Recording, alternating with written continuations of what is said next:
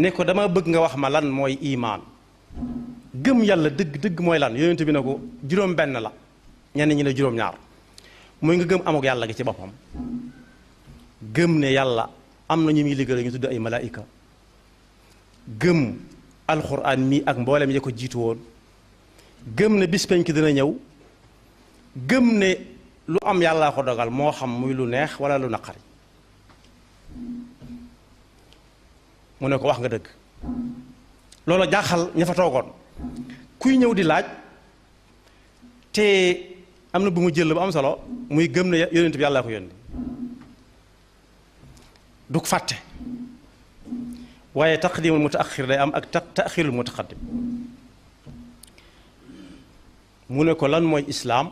mu ne ko lislaam balaa wér ci ki yor pas-pas bii ma wax léegi te mooy imaan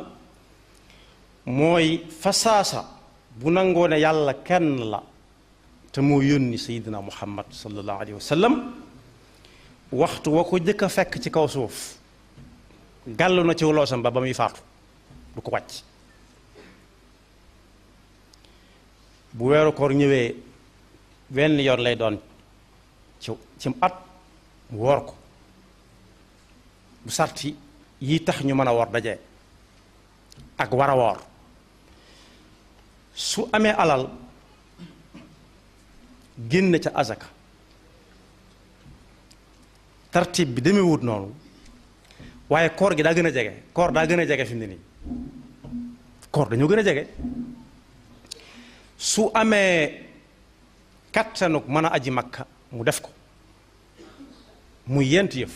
muy julli woor génn asaka su amee alal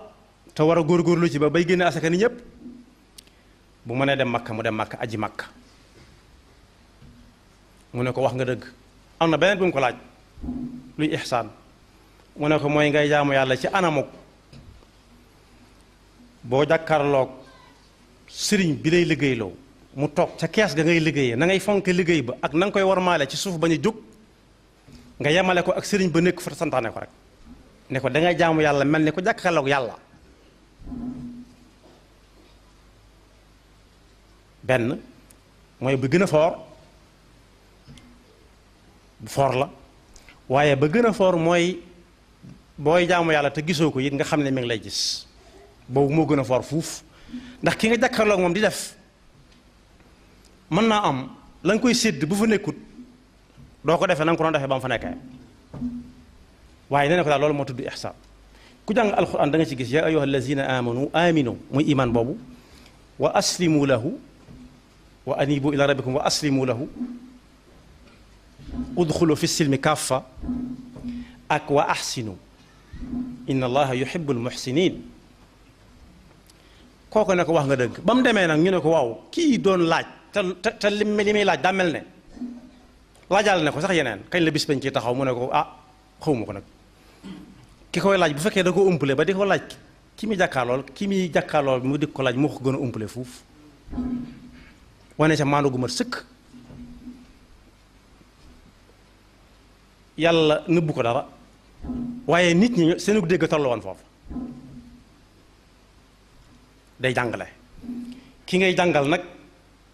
bu dee ab téere la boo bëggee génn téere bi di ko wax lu bokkul téere bi te mus sa jàng beneen téere mën nañ naan waaw rek noonu la demee léegi nag yooyu mu tudd ne ginnaaw bu nit ki amee imaan loo xam ne mi ngi ko fas te waxagu ko kenn dem ci pénc ma ne kaay leen ñu ñëw mu tudd ko ci làmmiñam nee nañ asgor moom boppam li feek ñëwul danaa def wala danaa bañ alxurru xurrun maa lam yatakallam te nee nañ asgor ay buum du ko yeew ay càlla la du ko yeew waaye kàddoom moo koy yeew bu xasee ba wax danaa def wala danaa bàyyi léegi moom moomu tut boppam nit ñi koy àtte ñoo ko moom benn ñu àtte ko ne la mu waxoon dëgg la jox ko dëgg wala ñu àtte ko ne la mu waxoon defu ko ku xas ba wax nag ba mu war a feeñ ci ay jëfam am na sas wu rëy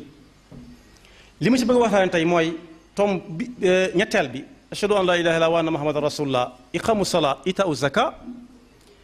asaka moomu dafa bari ñoo xam ne dañ koo ñàkkal fayda lool